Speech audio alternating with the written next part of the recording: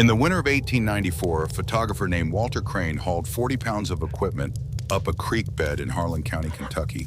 He had been sent by a Cincinnati newspaper to document what the locals called the Cave Woman, a story his editor assumed would fill the Sunday Curiosity page somewhere between advertisements for patent medicine and a report on a two-headed calf born in Indiana. Crane expected filth. He expected madness. He expected a hermit living like an animal in a hole.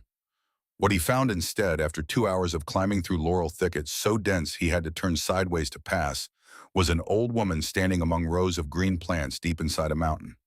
Lamplight glowed off limestone walls. Her white hair was swept back from a face that was weathered but calm. Her hands moved through the soil with the gentleness of someone handling something newborn. On a stone shelf behind her sat a small clay jug, cracked but whole, and a leather-bound book so worn its spine had disappeared entirely. Both objects had entered this mountain 45 years earlier, carried in a canvas rucksack on the back of a 16-year-old girl who owned nothing else in the world, a girl who had no one alive who wanted her to exist. Crane took 12 photographs that day. Only one survived into the next century. In it, the old woman stands among the green rows like a prophet in a cathedral, and if you look carefully at the shelf behind her, you can see the jug and the book still there, still waiting, as though they had always known this was where they belonged. To understand why that old woman stood in that place, you have to go back to a morning in March of 1849, when everything she owned was taken from her. It was not much. On the 14th of March, Cora Whitmore stood in the mud yard of a clapboard house in Harlan County, Kentucky. She was 16 years old. The wind off Black Mountain cut through her wool coat and found every gap in the weave, every place where the fabric had thinned from too many winters. In her hands, she held a canvas rucksack containing one change of clothes, a folding knife her mother had given her before the cholera took her, and a copy of Walden in a leather binding she had found in a church donation box the previous autumn. On the porch above her, Edgar Pruitt sat in a rocking chair and cleaned his fingernails with a whittling blade. He did not stand. That was how Edgar expressed power. Not through effort, but through its absence. Through the message that the girl in front of him was not worth the trouble of rising from a chair. Edgar had been a coal miner once. A tunnel collapse in 1840 had broken something in his lower back that never healed right. He walked now with a hitch in his step that worsened in cold weather and turned his disposition sour as vinegar by November. He had married Cora's mother, Lenora Whitmore, when Cora was 11. And for 5 years he had tolerated the girl the way a man tolerates a stone in his boot. Lenora had owned 40 acres of land on the eastern slope of Black Mountain, land her father had homesteaded in the 1820s. And that land was the real bride Edgar had courted. Lenora was simply the inconvenient human attached to it. Now Lenora was in the ground behind the Baptist church, and the inconvenience of her daughter could finally be addressed. "You're not mine," Edgar said. He flicked a crescent of dirt off his thumbnail and watched it fall to the porch boards. "Never were. Your mother's gone. Got no use for you, and I got my own boys to feed." Dale Pruitt, 14, and Emmett Pruitt, 12, stood in the doorway behind their father with expressions that fell somewhere between relief and satisfaction. Dale was half a head taller than Cora, despite being 2 years younger. His eyes were small and set close together in a face that made people instinctively check for their wallets. Emmett was smaller, rounder, but his mouth had already developed the downward curl at the corners that made every smile look like a sneer. Dale had once drowned a barn cat in a rain barrel while Emmett stood lookout. Neither boy had ever voluntarily opened a book. "Your mother didn't leave nothing but debts," Edgar said. This was a lie. Lenora Whitmore had owned those 40 acres free and clear, deeded to her by her father Amos Whitmore, and Cora had seen the deed once, tucked into the family Bible. The paper yellowed and soft, her grandfather's signature in fading brown ink. But the Bible was inside the house, and the house belonged to Edgar now. And the law in Harlan County moved at the speed of whoever had more friends at the courthouse. Cora was 16, parentless, and had no friends at the courthouse. She had no friends anywhere. Before she turned to go, she looked up at the second-floor window. The curtains her mother had sewn from flower print fabric still hung there. And for a moment she could see her mother's hand on the page of a book, her finger tracing the words, teaching Cora to read before she was old enough to understand why it mattered. Lenora had planted something in her daughter that Edgar Pruitt could not dig up. literacy, curiosity, the belief that a person could teach herself anything if she was patient enough.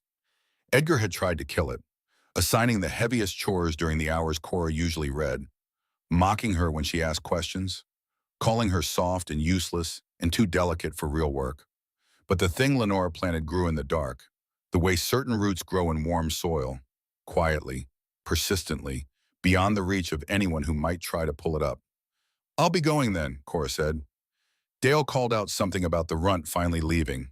Emmett laughed. Cora did not look back. Words were just sounds. They could only hurt if you let them.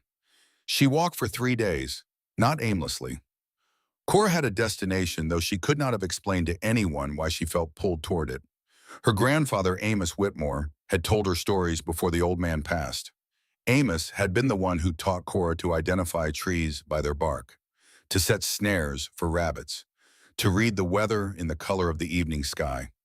He died when Cora was 10, 2 years before Lenore married Edgar, and in his last days he had gripped Cora's hand with surprising strength and told her about a place. "You know that old mine up at the head of Blind Hollow? The coal company abandoned it years back. Seemed too thin to profit. But I went in there once when I was young." He paused. "Warm girl, warm as a kitchen even in January. And the deeper I went, the warmer it got. Something in that mountain is still breathing." Cora was 10 when she heard those words. She never forgot them. The first night she slept under a rock overhang beside Cranks Creek, wrapped in her coat, shivering until dawn painted the ridgeline pink. She thought about her mother, about the sound of her humming while she kneaded bread on the kitchen table, about the smell of her hair when she bent to kiss Cora goodnight. Wood smoke and soap, and something underneath that was just her. Just her mother. A scent she would never encounter again as long as she lived. On the morning of the second day, she met an old man sitting beside the road with a mule loaded with pottery. His name was Isaiah Boggs. He was 62 years old, a traveling potter with skin tanned dark as saddle leather. His hands were enormous and cracked, but they moved with a strange delicacy, the hands of a man who had shaped clay his whole life. Isaiah gave Cora food, half a corn pone and a strip of smoked meat. He asked the girl where she was going. "Looking for a mountain," Cora said. Isaiah studied her for a long time, with the particular gaze of an old man measuring a young one, checking the eyes for steadiness, for the flicker of a liar, for the particular blankness of someone who has given up. Cora's eyes held steady. "I've lived 62 years, Isaiah said. Spent most of that time looking for something. Most of what I found wasn't worth the finding. But once in a while, just once in a while, the thing you're looking for is looking for you too." He gave Cora a small clay jug. "For water. You'll need it." That jug would sit on a stone shelf inside a mountain for 45 years. The second night, Cora found a hay barn with an unlocked door and burrowed into the loose straw like an animal. She woke with stalks in her hair and a hunger that gnawed at her ribs. She ate what she could forage, a handful of dried persimmons still clinging to a tree beside the road, watercress from a creek bank, half a rotten apple found in a ditch. It was not enough, but it was something.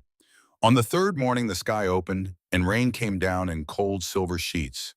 Cora walked through it with her coat soaked through and her teeth chattering, following her grandfather's directions from memory, past the split oak, along the south fork of Cranks Creek, through the laurel hell where the water ran clear over limestone. By afternoon, the rain had turned to sleet. Her fingers were numb, and the voice in her head that said, "Keep walking," was growing quieter with every step. She found Blind Hollow as the last light drained from the sky. The entrance to the mine shaft was half hidden by a collapse of loose rock and a curtain of Virginia creeper, a dark mouth in the hillside, perhaps 6 feet high and 5 feet wide, with rusted iron rails emerging from the darkness and disappearing into the weeds. The Eastern Kentucky Coal and Mineral Company had driven the shaft nearly 200 feet into the mountainside before giving up when the coal seams proved too thin to turn a profit. Holes in the mountain, her grandfather had called them, like God started something and forgot to finish. Cora stood before it. She was hungry. She had eaten almost nothing in 3 days. Her feet were blistered. Her coat was still soaked, and the March evening was settling toward freezing. She could have turned around. She could have walked back to the main road and found a town and begged for work and lived a life that was ordinary and safe and unremarkable. Another girl might have. A girl with less stubbornness, or less desperation, or less faith in the words of a dead man. But the only thing more frightening than walking into darkness was walking back toward the life Edgar Pruitt had written for her, the life of nobody. Nothing. Never. She lit the stub of a tallow candle from her rucksack and stepped inside. The silence came first. Not the absence of sound exactly, but a different quality of quiet.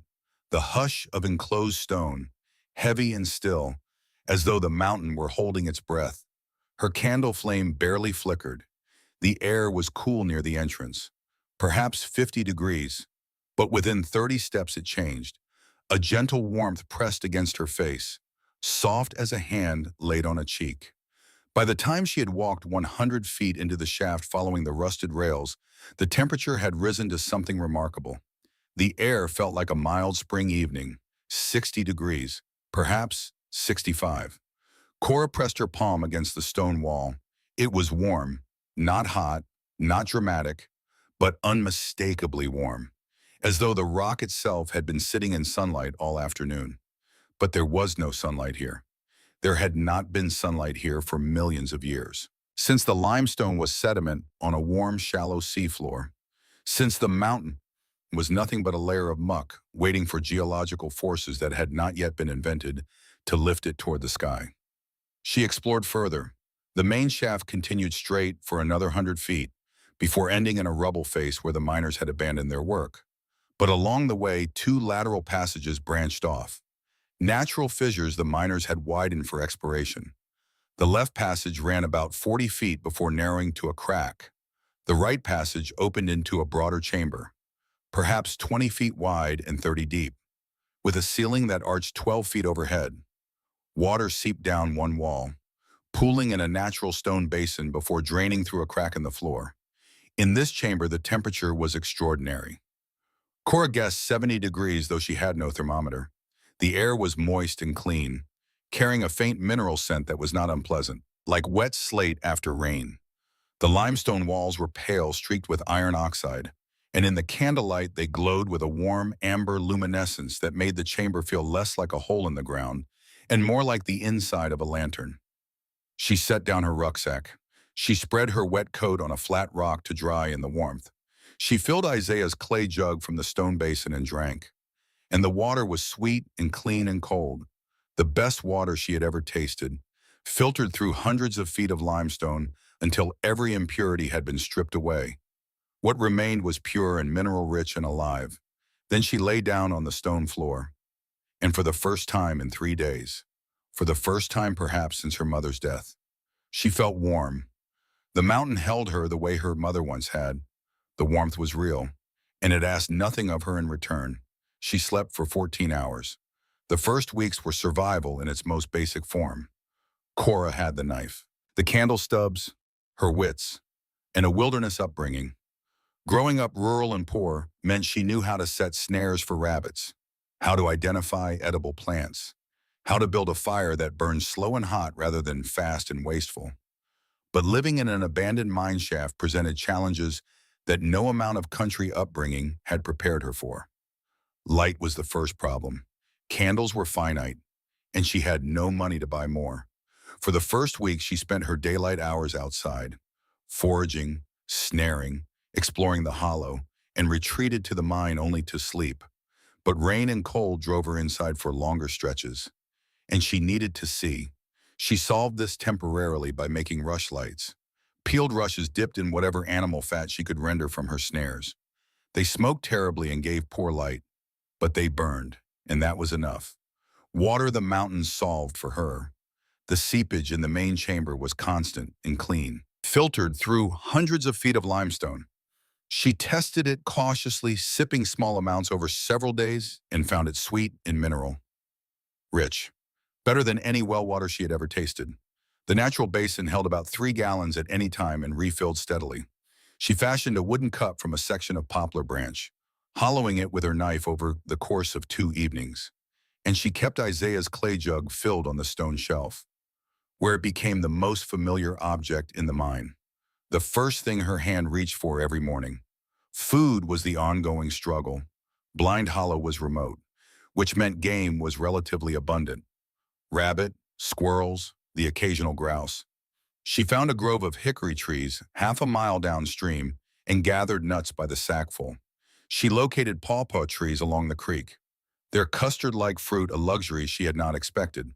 But hunting and gathering consumed most of her daylight hours and provided only subsistence. She grew leaner each week, her belt notched tighter, her cheekbones sharpened against her skin.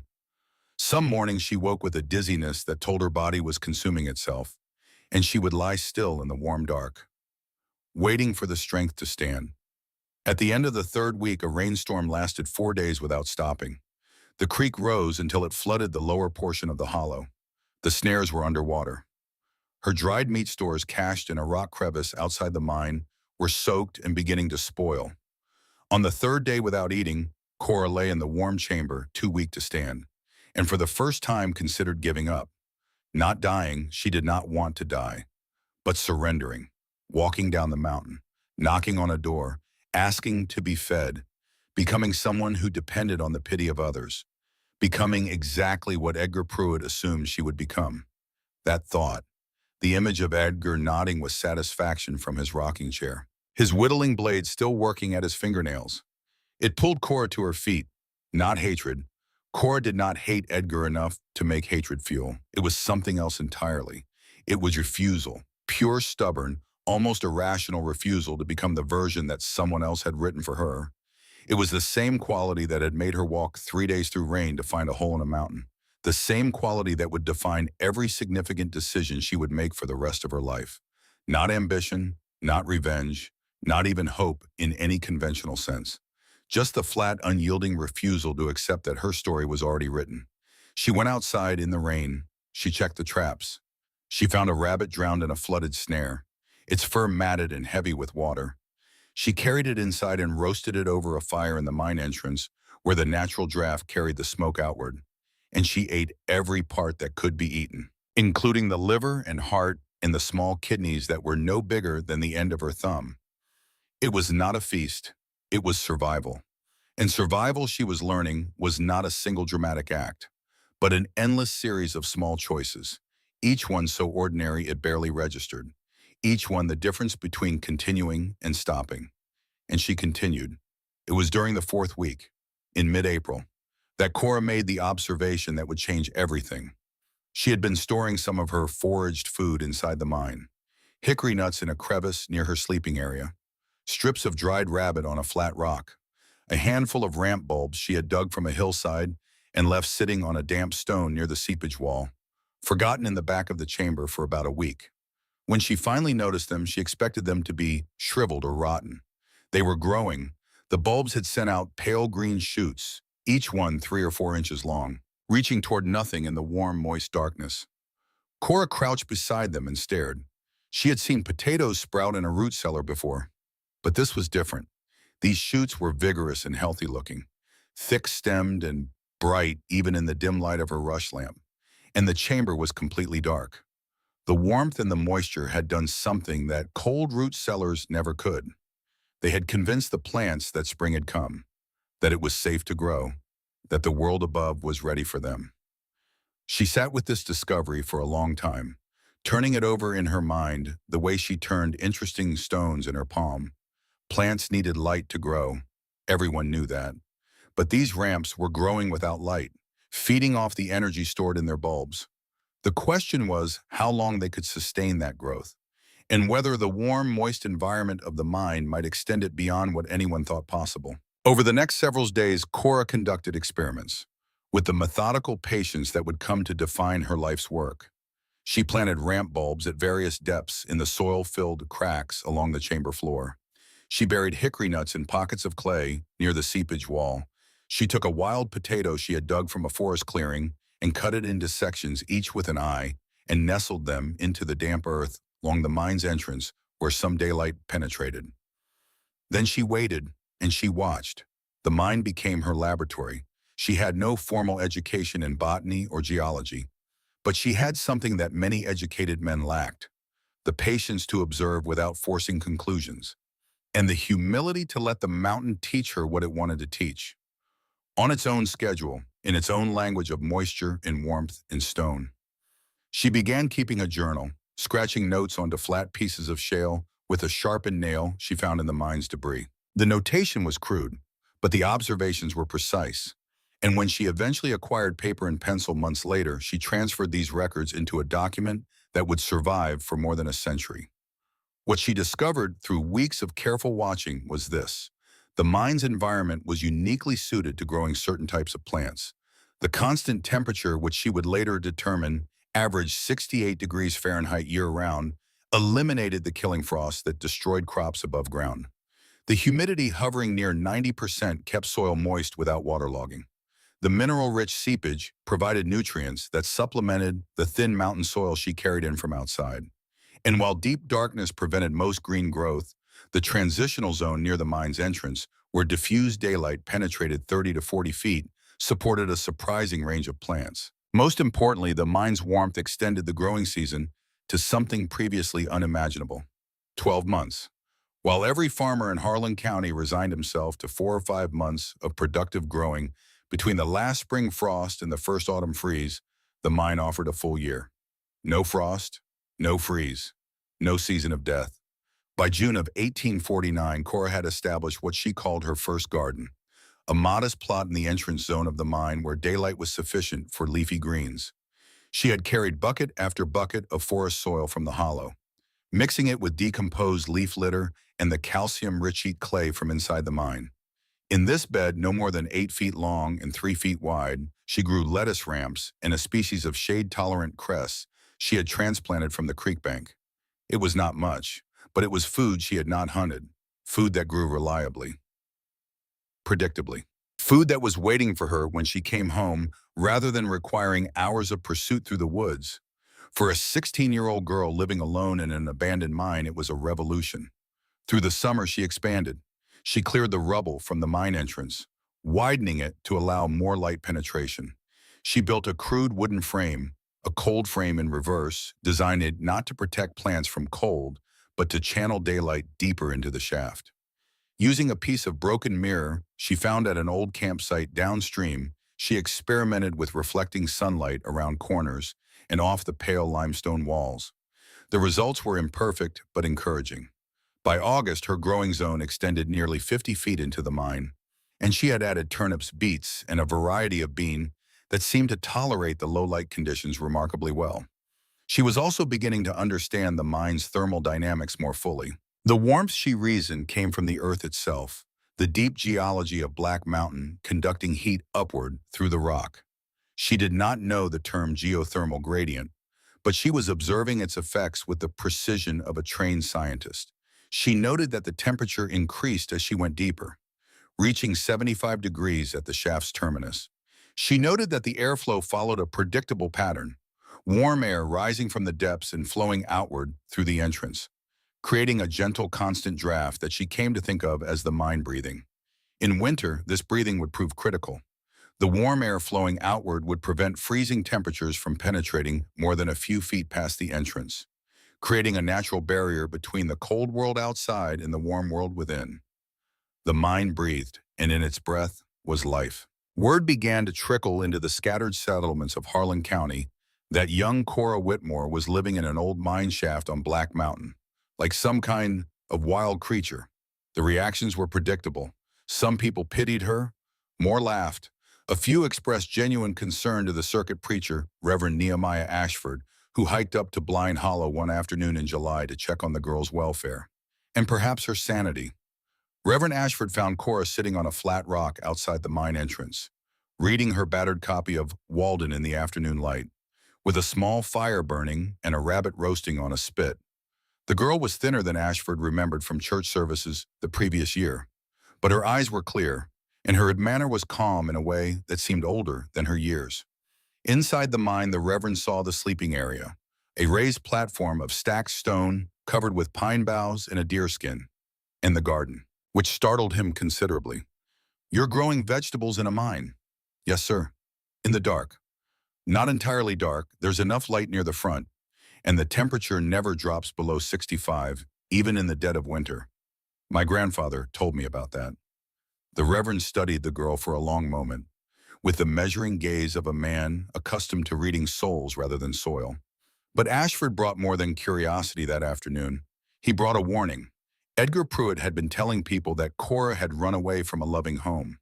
He was building the image of a generous stepfather betrayed by an ungrateful girl. And the story was gaining traction in the way that stories do in small communities. Not because people believed it entirely, but because it was easier to accept than the alternative, which was that a man they all knew had thrown a child out of her own home. More seriously, Edgar had begun proceedings to sell the 40 acres that had belonged to Lenora Whitmore, including the land on which Blind Hollow sat. If the sale went through, whoever purchased the property would have every legal right to force Cora out of the mine. "I don't have money for a lawyer," Cora said. Her voice was steady, but her jaw was tight. "I don't have proof of anything, just memory. I saw the deed in the family Bible once, but the Bible is in his house." Ashford was quiet for a long time.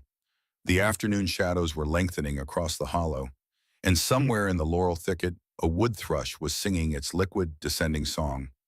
"Let me see what I can do," the Reverend said finally. He made no promises. He was a preacher, not a lawyer, and his influence in the county was moral rather than legal. But he left Blind Hollow that day with a handful of the freshest lettuce he had tasted outside of summer, and a conviction that the girl in the mine was something more than a runaway.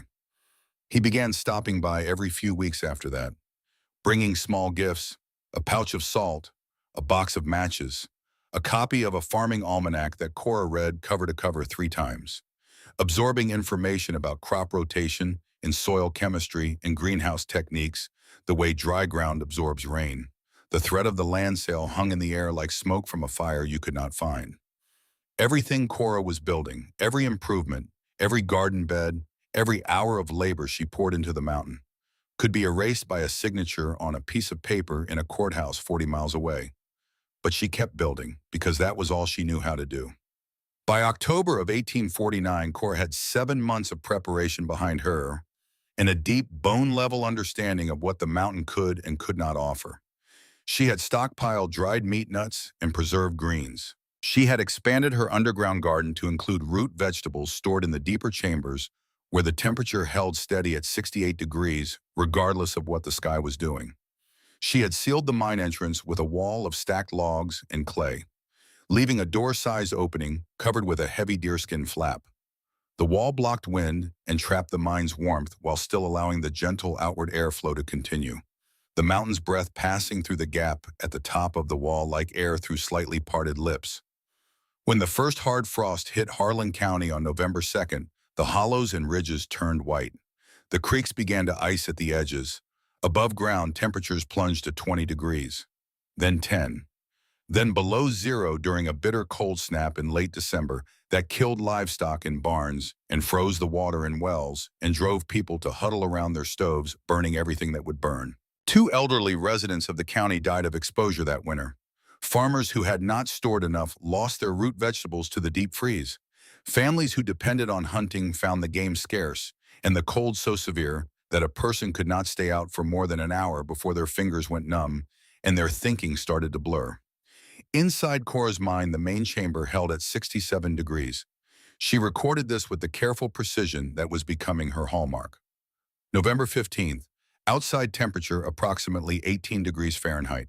Chamber temperature 67. Seepage continues. Lettuce growing well. December 29th, harshest cold yet. Estimated below zero outside. Chamber steady at 66 degrees. Turnips mature and sweet. Air from depths remains warm and constant. January 4th, 1850. Snow depth outside approximately 14 inches. Inside comfortable in shirt sleeves.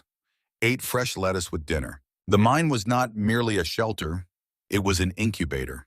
A greenhouse powered not by glass and coal, but by the ancient heat of the earth itself. While every garden in Heartland County lay dormant beneath snow and ice, while families rationed their stores and worried about spring, Cora Whitmore was eating fresh greens grown in the belly of a mountain, but the loneliness was harder than the cold had ever been. December nights stretched long inside the mountain, and though the air was warm, the silence had a weight to it that pressed against her chest like a physical thing. She missed her mother with a sharpness that surprised her after so many months. Not the vague ache of early grief, but specific piercing memories that arrived without warning and cut without mercy. The sound of her humming while she kneaded bread on the kitchen table. The smell of her hair when she bent to kiss Cora goodnight.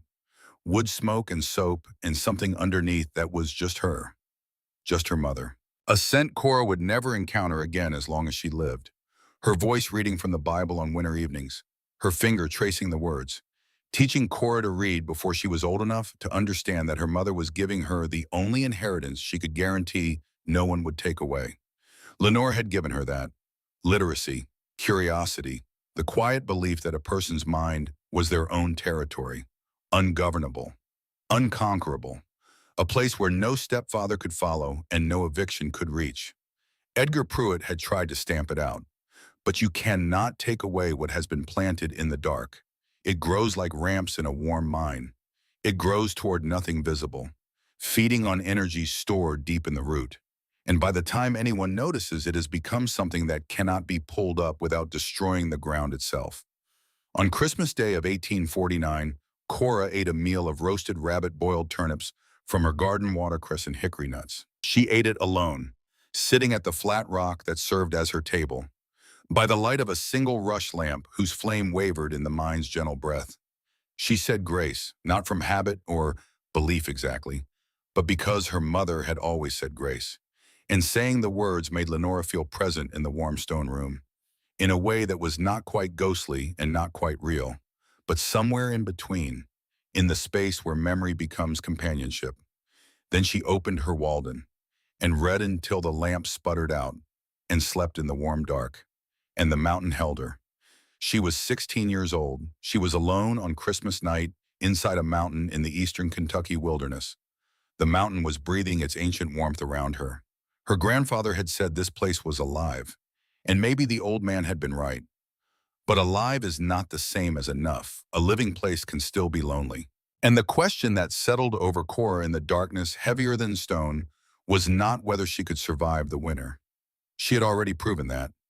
The question was whether she could survive the solitude, and whether this mountain, warm and breathing and generous as it was, could ever fill the spaces in a life that had been emptied of every human voice but her own. Spring came to Blind Hollow the way it comes to all the deep places in the Appalachian Mountains, slowly, and then all at once.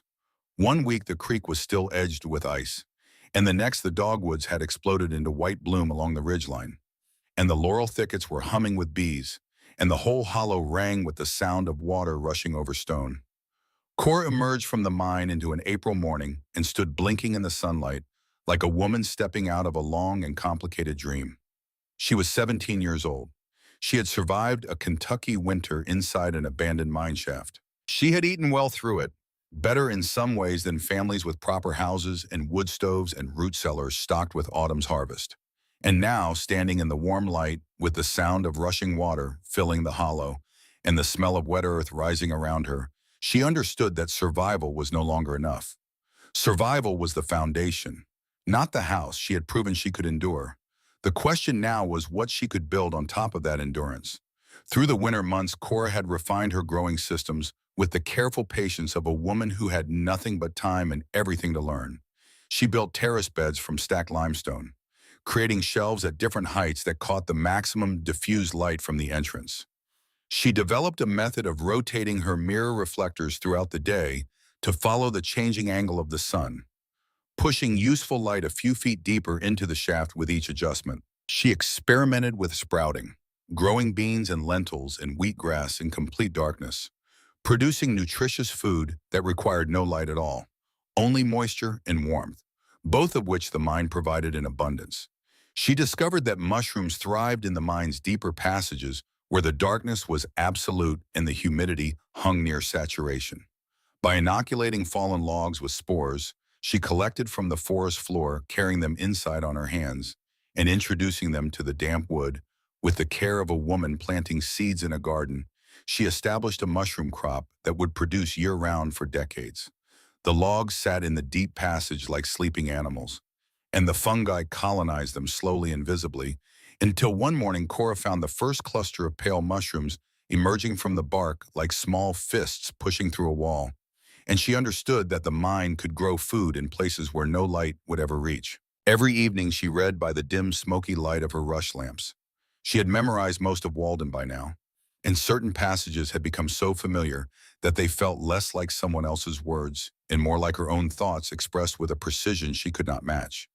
But the farming almanac Reverend Ashford had brought open corridors of thought that Thoreau had never entered.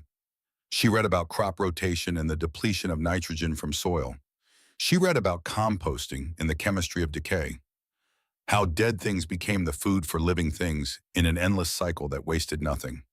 She read about greenhouses in Europe, where wealthy men grew oranges under glass.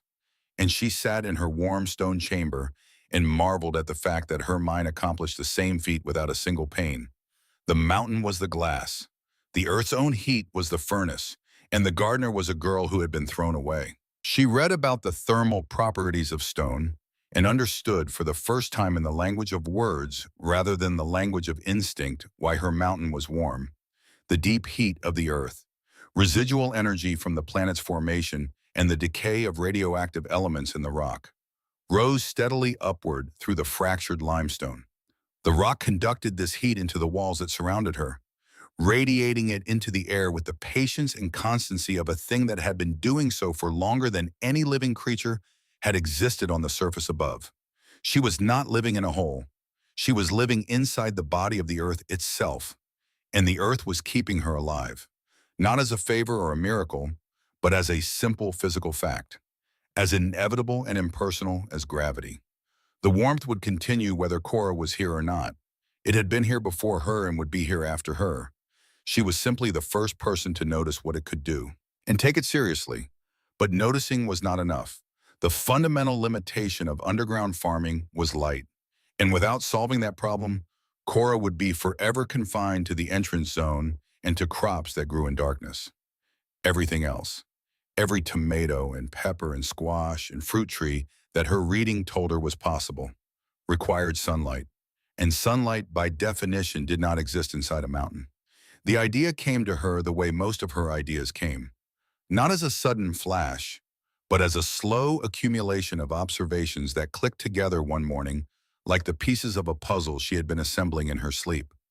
She had noticed that the mountain surface was not far above certain passages, perhaps 15 or 20 feet in places where the hillside sloped sharply. She had noticed that the pale limestone reflected light with surprising efficiency, bouncing it from surface to surface, the way a voice echoes in a canyon. She had noticed that a shaft angled to the south would catch direct sunlight for most of the day during summer months, and for several hours even in winter. What if she could cut a hole from the surface down into the mine? Over the summer of 1850, Cora began digging what she called light wells, vertical shafts from the surface of the mountain down into the lateral passages of the mine. Each well was roughly 18 inches in diameter, angled to catch the southern sun, and lined with flat pieces of pale limestone chosen for their reflective quality and fitted together with the care of a woman building a chimney. The concept was simple. The execution was anything but. Each well required excavating through several feet of soil and then chipping through solid rock.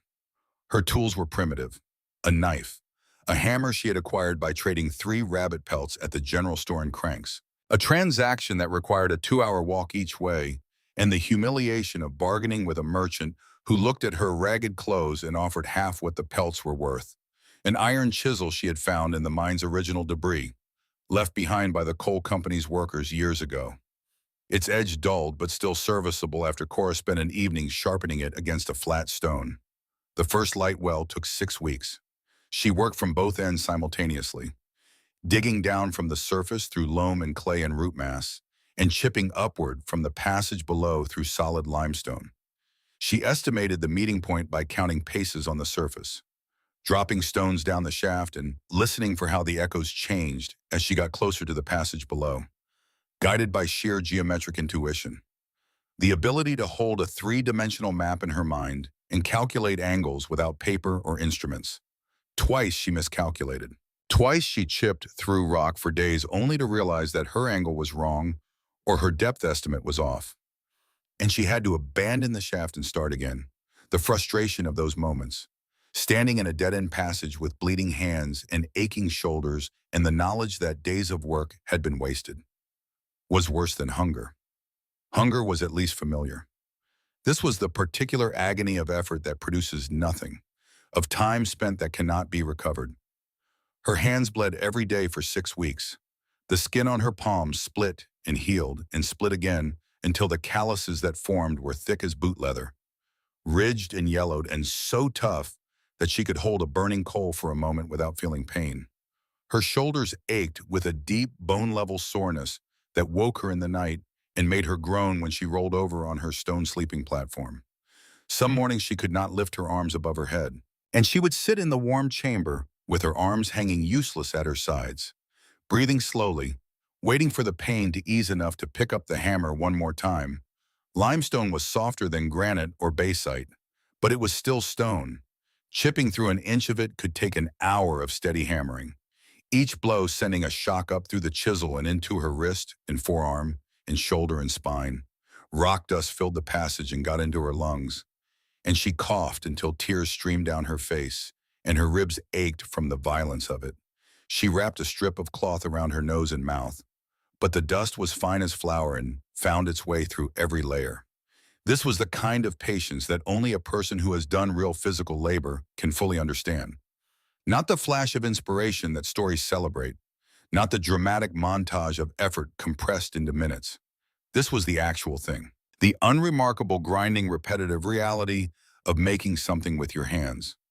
One strike at a time, one chip of stone at a time, day after day after day, with no audience and no guarantee that it would work and no reward except the knowledge that you did not stop. It was not glamorous. It was not exciting. It was the kind of work that breaks some people and makes others. And the only difference between the two is that one keeps picking up the hammer and the other does not. On August 10th of 1850, the first light well broke through into the left lateral passage. Cora was standing below, chisel in hand, chipping upward at a face of limestone that had resisted her for 3 days, when a small shower of rock fragments fell around her, and a shaft of golden light lanced down through the dust and struck the floor of the passage like a spotlight on an empty stage. The beam was no wider than a dinner plate where it hit the ground. A circle of pure sunlight, warm and sharp-edged, illuminating a patch of stone that had not been touched by light in 300 million years. Since the limestone was sediment on a warm, shallow seafloor, since the mountain was nothing but a layer of muck waiting for geological forces that had not yet been invented to lift it toward the sky. Cora stood in that passage with the light falling around her, and felt something crack open in her chest that she had not known was sealed shut. It was not relief. It was not satisfaction. It was something larger and stranger, something that had no name in any language she knew. The feeling of a woman who has forced the world to change its mind about what is possible. She laughed. The sound echoed off the stone walls and came back to her strange and unfamiliar, a sound she barely recognized as her own voice, because she had not laughed in months. And the sound a person makes when something inside them breaks open with joy is different from any other sound they will ever make in their entire life. She built 3 more light wells over the following months, each one faster than the last, as her technique improved and her muscles adapted and her ability to estimate angles and depths became more reliable. The combined effect transformed the mine's growing potential completely. Where before she had been limited to the entrance zone and to darkness crops, mushrooms and sprouts and tubers feeding on stored energy, she now had pockets of direct sunlight deep inside the mountain. In these lit patches she planted tomatoes and peppers and squash, warm season crops that the mine's stable temperature could support even in winter. Provided they had the light they needed for photosynthesis, the results were extraordinary. Her first underground tomatoes ripened in December of 1850, deep red and bursting with juice and flavor at a time when no tomato grew within 500 miles. She ate the first one sitting on a stone ledge in the main chamber, the juice running down her chin and dripping onto the stone floor. And she laughed again, and this time the sound was less strange, because she was beginning to remember what it felt like to be happy. But while Cora was building inside the mountain, the world outside was moving against her. In the spring of 1851, the threat that Reverend Ashford had warned about materialized in the form of a man named Silas Garrett. Garrett was a businessman from Middlesbrough who represented a group of investors interested in resurveying the mineral deposits on Black Mountain. He was about 45, dressed in a quality wool suit that looked out of place on a muddy trail in the Kentucky hills. Soft-spoken but cold-eyed, with the particular stillness of a man who never wasted a gesture or a word. Edgar Pruitt had sold him Lenore's 40 acres, and Garrett had come to inspect his purchase. He arrived at Blind Hollow with two men and stood at the mine entrance and told Cora in a voice that was polite and firm and completely devoid of human warmth that she had 30 days to vacate the property. Cora stood in the entrance to the mine she had turned into a home. She was 18 years old, lean and hard from 2 years of constant physical labor. Her hands calloused beyond the point where they could be mistaken for anything but the hands of a working person. Her dark eyes watched Garrett the way a person watches an approaching storm, not with fear, but with the calculation of someone deciding what needs to be moved to higher ground. "This land belonged to my mother," she said, "before her to my grandfather." "I have a legal bill of sale," Garrett replied. "You have nothing." Garrett was not cruel in the way Edgar Pruitt was cruel. Edgar's cruelty came from exhaustion, from the curdled bitterness of a man who had been beaten by life and wanted to make sure everyone around him felt it too. Garrett was something different, and in some ways worse. His was the cruelty of efficiency, of ledger books and legal documents, and the absolute certainty that the world was a machine whose moving parts were dollars and acres and contracts, and that anything that could not be measured in those terms, a girl's labor, a grandfather's promise, the warmth of a mountain, simply did not exist. He did not hate Cora. It would have been easier if he had. Hatred at least acknowledges the existence of the thing it hates. Garrett simply did not factor Cora into his calculations. She was not a variable in his equation. She was a rounding error. Three forces converged to save Blind Hollow, and each one extracted a different kind of price. The first was Reverend Nehemiah Ashford, who had spent months quietly gathering sworn statements from elderly residents of the county who remembered the Whitmore family, who remembered old Amos homesteading that land in the 1820s, who remembered Lenora as a girl running through those woods decades before Edgar Pruitt ever set foot in Harlan County. Ashford brought these statements to Judge Harlan Crawford, a man known for his fairness, but also for his insistence on documentary evidence rather than oral testimony alone. The statements alone would not be enough, but they established a foundation. The second was Dr. Thaddeus Langford, a geologist from the University of Virginia who arrived at Blind Hollow in April of 1851. Having heard reports about the underground garden from colleagues who had picked up rumors during geological surveys of the Cumberland Plateau, Langford was in his 40s, bearded, energetic, with a particular brightness of eye that belongs to men who find the physical world endlessly fascinating. He hiked up the creek bed on a cool spring morning and found Cora outside the mine entrance, transplanting seedlings into wooden flats she had built from salvaged timber. "You're the cave farmer." Cora looked up. "I farm in a mine, not a cave. There's a difference." The distinction impressed the geologist immediately. A cave was a natural formation. A mine was engineered by human hands. The girl understood the difference between geology and human effort, even if she would not have used those words. What followed was a tour that lasted 5 hours. Langford explored every passage with the thoroughness of a man who had spent his career inside mountains and knew how to read them. He tested the temperature at multiple points with his mercury thermometer, confirming 68 degrees in the main chamber and 72 in the deeper passages. He tasted the water from the seepage basin and immediately identified the high mineral content. He examined the light wells with something approaching reverence, standing beneath each one and looking up at the shaft of sunlight descending through stone, understanding both the engineering challenge they represented and the elegance of their solution.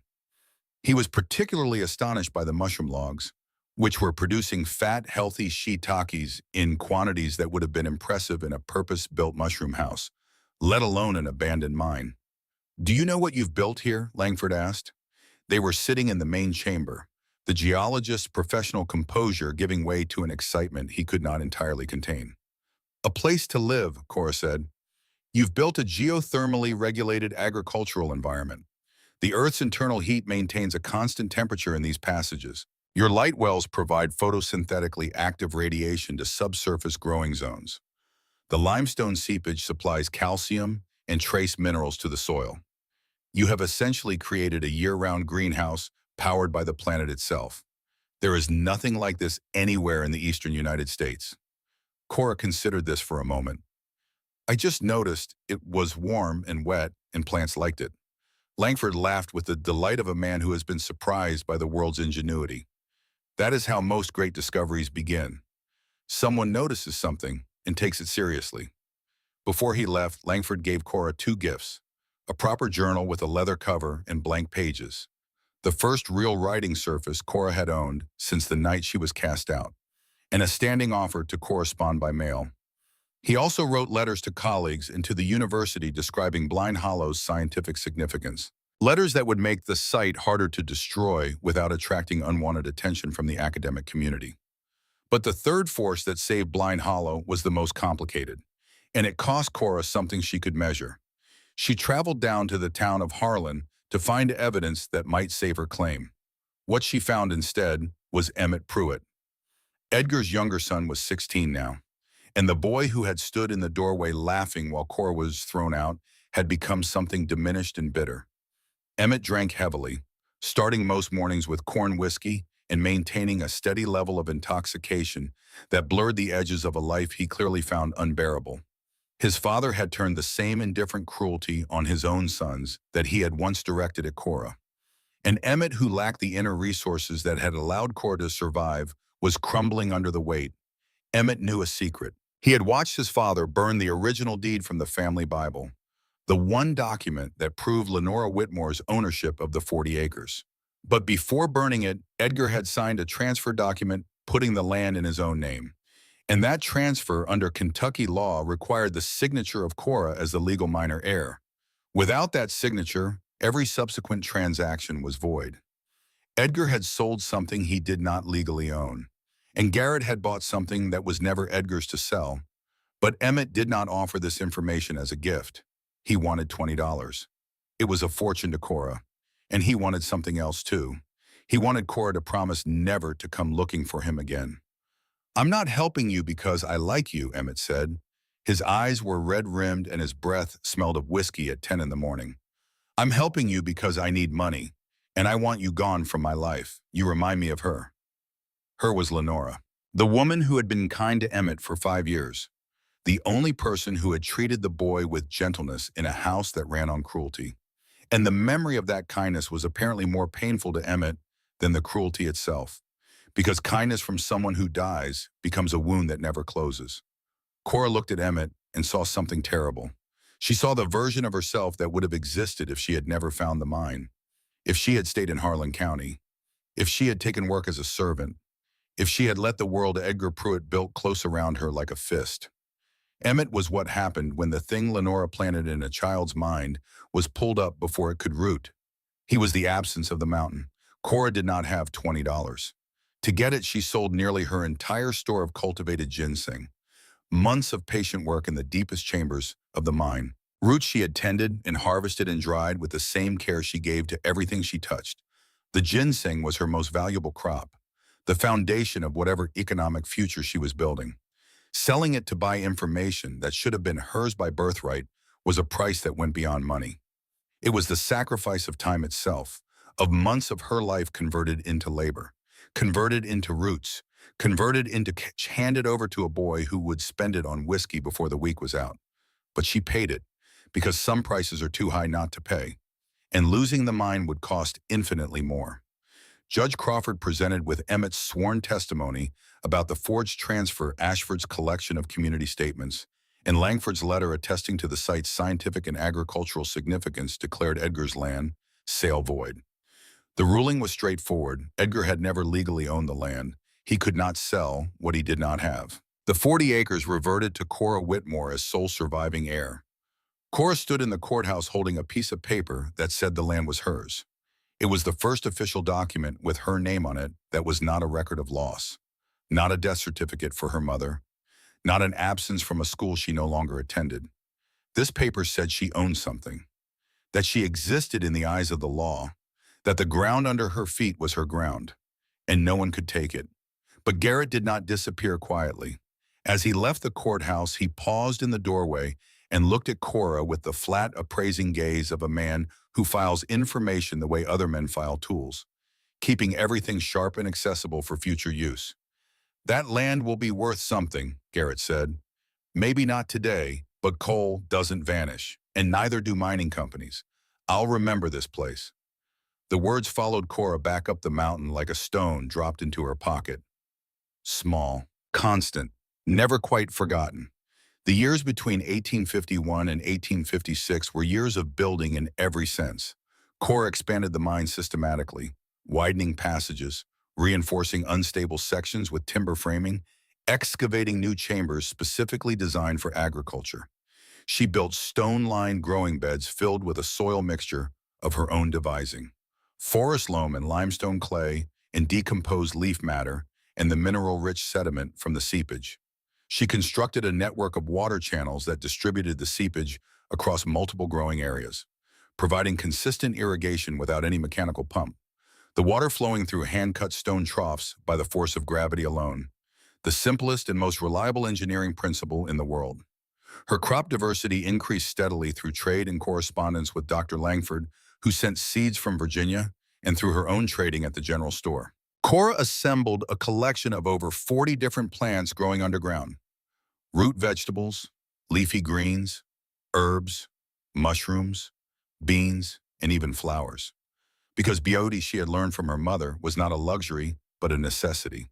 She grew medicinal plants, ginseng and golden seal and black cohosh, that thrived in the mine's warm, humid conditions, and commanded prices from traveling herbalists that seemed almost criminal for products that grew themselves. The ginseng in particular became significant.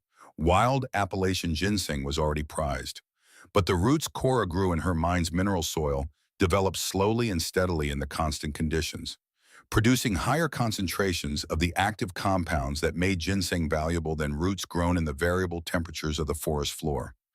A single pound of dried ginseng root could fetch between $5 and $8, enough to buy supplies for a month. She cultivated it in the deepest chambers where the temperature was warmest and the light was dimmest, conditions that mimicked the shaded forest floor where ginseng grew naturally, but with the additional advantages of year-round warmth and controlled moisture.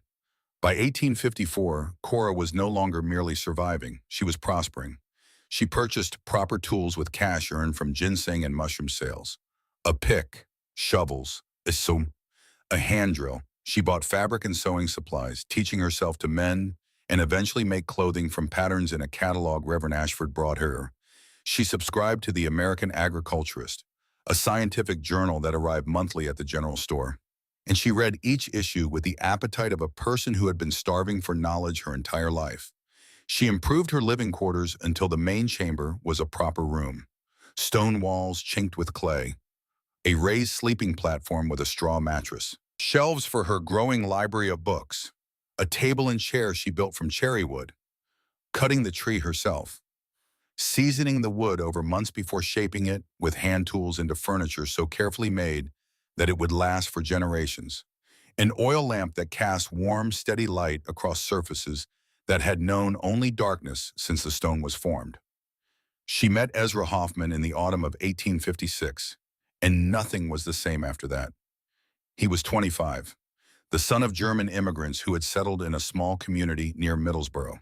His father, Friedrich Hoffman, was a botanist by training who had abandoned academic ambitions for farming when the family immigrated, bringing with him a library of German language, scientific texts, and a determination to raise his son with the same rigor of mind he would have applied to a university student. He succeeded. Ezra could identify 200 species of Appalachian wildflowers by sight. He read German and English with equal fluency. He had opinions about soil chemistry that he expressed without apology or qualification. In a time and place where opinions about anything, let alone science, were considered the exclusive province of educated men from wealthy families. He came to Blind Hollow because of a letter. Dr. Langford had mentioned the mine garden in a lecture at a Botanical Society meeting in Lexington, and a report of that lecture had reached Friedrich Hoffmann through a German-language scientific newsletter. Friedrich was too ill to travel. His lungs were failing, worn down by years of dusty farm work. But Ezra was not ill, and he was not the kind of person who waited for someone else to do what he could do himself. Cora was working in her second lightwell garden, transplanting tomato seedlings into a bed of enriched soil, when she heard footsteps in the main passage. She set down the seedling and walked toward the sound. She emerged into the main chamber to find a young man standing there, his traveling clothes dusty from the trail, his brown hair pushed back from a face that was sharp-featured and intense. He was examining her mushroom logs with an expression of professional interest. "Your inoculation technique is very good," he said, without looking up, without introducing himself. "But you're spacing the plugs too far apart. You'd get better colonization at 3 inches rather than 5. Cora blinked. In 5 years of building and growing and surviving, no one had ever walked into her mind and immediately offered to improve her mushroom cultivation. "I'm Ezra Hoffmann," he said, turning to face her. His eyes were hazel, direct, and completely unintimidated by the fact that he was standing inside a mountain talking to a woman he had never met. "Dr. Langford mentioned your work in a lecture. I had to see it for myself." The tour he demanded was more thorough than any Cora had given. He tested soil between his fingers, rubbing it and smelling it and tasting a grain of it on his tongue. He sipped the seepage water and identified minerals by their flavor. He examined root systems with a magnifying glass he carried in his bag and asked questions Cora had never been asked before. Questions about mycorrhizal networks, about the pH of limestone-derived soil, about differential growth rates between the lightwell zones and the entrance garden. Half the terms he used were new to her. She found herself taking notes during her own tour. He stayed 3 days, sleeping in a camp he set up outside the mine entrance because propriety demanded distance, even in the wilderness. During the days, they worked side by side in the underground gardens, and Cora experienced something she had not realized she was missing in all her years alone: the presence of a mind that matched her own. Not someone who admired what she had built, though he did, but someone who understood the principles behind it and could see possibilities she had not imagined. "You need to try grafting," he told her on the second day. They were standing outside the mine examining a wild apple tree that grew near the entrance. "If you establish dwarf fruit trees in the entrance zone, the stable temperature would let you produce fruit year-round.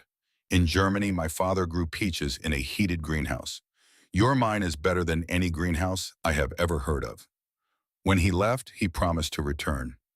Cora watched him walk down the hollow, and when he disappeared around the bend in the laurel thicket, she turned back to the mine, and the silence settled around her like a coat that no longer fit properly.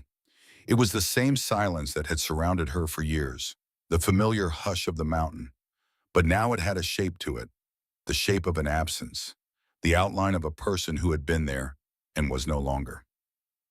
He came back in November, bringing his father's grafting tools and a collection of cuttings from fruit trees wrapped in damp burlap to keep them alive during the journey. They spent a week together grafting apple and pear varieties onto rootstock that Ezra had selected for shade tolerance. He also brought seeds, varieties of kale and chard and lettuce that German market gardeners used in cold frames, perfectly suited for the mine's conditions. He returned again in January of 1857, and by then the pretense of botanical interest had worn thin enough that both of them could see through it. "I've never met a woman who listened to plants the way you do," Ezra said. They were sitting in the main chamber, the oil lamp casting amber light across their faces, the mine breathing its warm breath around them, the water seeping softly down the limestone walls in a sound that was like rainfall but steadier, more patient, more permanent. "Most people listen to other people," he said. "You listen to the mountain." "The mountain has better things to say," Cora replied. He laughed. The sound rang off the limestone walls and filled the chamber and echoed down the passages and found its way into corners and crevices that had never held any sound but the drip of water and the silence of stone. And it filled spaces that Cora had not known were empty until the sound entered them and showed her their shape. They married in April of 1857, in a ceremony conducted by Reverend Ashford at the entrance to the mine. with dogwood blossoms falling around them like snow made of flowers, and the warm exhalation of the mountain at their backs. The ceremony was small. Ezra's mother came from Middlesbrough along with his younger sister and two neighbor women. From Cora's side, there was no one but Ashford, which might have been sad, except that Cora did not experience it that way. The mountain was there, and the hollow was there, and the garden was there. And now Ezra was there, and that was family enough. Their first child, Amos Whitmore Hoffman II, was born in February of 1860, in the warmest room in Harlan County. The chamber held at a steady 68 degrees while a blizzard raged above the mountain, piling snow on the ridgeline and driving the temperature outside to single digits. Cora was attended by a midwife from Middlesbrough who had made the journey in advance, and Ezra waited in the main passage with his hands shaking. Not from cold, but from the terrified joy of becoming a father. When the midwife placed the infant in Cora's arms, she looked down at the small red face and thought of her mother and her grandfather, and the chain of stubbornness and love that had brought her to this moment. The boy had been born underground, in a chamber that the earth itself kept warm, in a place that should not have supported life but did, because one person had been stubborn enough to look at darkness and see possibility. The Civil War came to Kentucky in 1861 with a particular cruelty that the mountains made worse. Harlan County divided against itself, Union sympathizers in the hollows and Confederate leaners in the towns. And the violence was personal in a way that grand battles between armies were not. These were men who had known each other for years, who had traded goods and attended each other's weddings and buried each other's dead, now shooting at each other across creek beds and burning each other's barns. Ezra did not fight. At 29, with a wife and an infant son and a farm that existed entirely inside a mountain, he had both the means and the moral clarity to refuse. The war was about slavery and states' rights and the fate of the nation. And Ezra understood all of that, but he also understood that no army would march into Blind Hollow, and no cause would be served by his death, and no principle would be advanced by leaving Cora alone with a baby in a mineshaft. Blind Hollow's remoteness was their protection. No recruiting sergeant found the hidden entrance. No foraging party stumbled upon the garden. But the war touched them in other ways. Food prices soared. Salt became nearly impossible to obtain. The trade routes that connected Cora to her ginseng buyers and seed suppliers were severed by the conflict. One night in the winter of 1862, the war came closer than it ever had. 4 deserters, men who had abandoned whichever army they had been forced into and were now simply trying to survive, found their way into Blind Hollow by following the faint trace of cook fire smoke through the frozen darkness.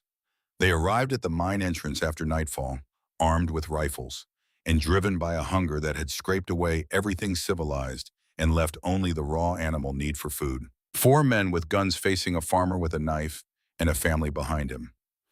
Ezra stood at the entrance, his hand on the blade, his mind calculating the odds, 4 against 1. And even if he managed to stop 1 or 2, the others would get through. And behind him in the warm stone room was his wife, and his son, and everything he had ever built or loved or hoped for.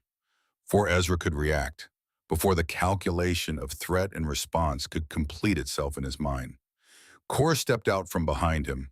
She held their son Amos on one hip, the boy sleeping with his face pressed against her neck, and she looked at the 4 armed men with an expression that contained no fear, only a steady assessment that seemed to take each man's measure in a single glance. "You're hungry," she said. "Come inside, I have hot soup." It was not bravery in any conventional sense. Cora was not the kind of person who courted danger or romanticized risk. She was practical to her core, and her practicality told her something that Ezra's protective instincts had not yet calculated. Before a hungry man is a dangerous man, he is simply a hungry man. Feed him first. Everything else follows from a full stomach in a warm room. Ezra cooked turnip soup from the garden, mushrooms roasted on flat stones, fresh lettuce impossibly green and tender for a December evening, ginseng tea hot and bitter and restorative. The 4 soldiers sat in the warmth of the mine, 67 degrees, while the world outside was frozen solid, and ate fresh vegetables they had not tasted in months, and something in them that had been wound tight. The coil of desperation and violence that keeps a man moving when all his reasons for moving have been destroyed. began to loosen. Not all at once, not completely, but enough. They stayed 2 nights, sleeping in the entrance passage. They spoke little, and what they said was not about the war, but about home. About wives they missed, about children they might never see, about the particular shade of green that the hills of eastern Kentucky turned in May. On the morning of the third day they left, they took nothing but the food Cora gave them. One of them, a gaunt man named Weaver, whose eyes held the particular emptiness of a person who has seen things that cannot be unseen, stopped at the entrance and looked back. "I had forgotten what fresh green smelled like," he said. "Thank you for reminding me that the world can still grow something." Cora said nothing. She watched them walk down the hollow and disappear into the laurel thicket. 4 men with rifles walking single file through the frost like a line of ghosts being reabsorbed into the landscape that had produced them. Throughout the war years, Cora and Ezra quietly fed their community. Every morning before dawn, Cora carried bundles of produce to the head of the trail, where Blind Hollow met the main creek road. Greens, mushrooms, root vegetables, dried herbs, jars of preserved beets, and pickled beans. She set them on a flat rock beside the trail and walked back up to the mine without waiting to see who came. She never counted what she gave. She never kept a ledger of generosity. The bundles appeared in the pre-dawn darkness, and by morning they were always gone. And the people who took them told no one. And the people who suspected said nothing. Because in a war that had turned neighbors into enemies, an anonymous gift of food was the only kind of kindness that carried no political weight, no allegiance, no debt. A woman named Martha Crenshaw, whose husband was fighting somewhere in Tennessee and whose 3 children were sick with fever in the terrible winter of 1863, told her grandchildren decades later about the morning she walked to the trailhead and found a bundle. It contained fresh greens, dried mushrooms, a jar of pickled beets still faintly warm from the mine's constant temperature, and a small cloth bag of dried ginseng for tea. She brewed the tea and fed it to her children, and they lived. She never knew who left it. She did not need to know. Cora never spoke of it, not during the war and not after. Purpose, she had learned, was stronger medicine than rest, and feeding others gave her purpose at a time when the world seemed devoted to destruction. It was the same impulse that had driven her to build the garden in the first place, the need to make something grow in a place where nothing was supposed to grow, to prove that creation was still possible even when everything else pointed toward ruin.